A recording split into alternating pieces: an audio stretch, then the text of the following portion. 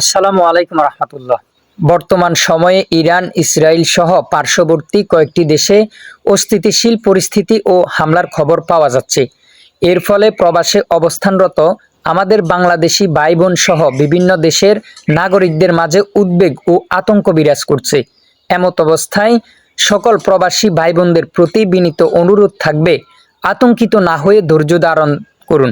নিজ নিজ অবস্থান থেকে সর্বোচ্চ সতর্ক থাকুন এবং স্থানীয় প্রশাসনের নির্দেশনা মেনে চলুন এবং নিরাপদ স্থানে অবস্থান করুন।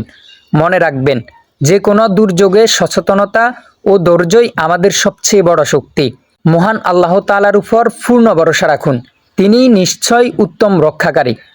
আমরা সকল প্রবাসী ভাই ও বোনদের সার্বিক নিরাপত্তা ও সুস্থতা কামনা করি। সকলে ভালো থাকবেন, সুস্থ থাকবেন, নিরাপদে থাকবেন। ফি আমানিল্লাহ। আসসালামু আলাইকুম রহমতুল্লাহি ওয়া বারাকাতুহু।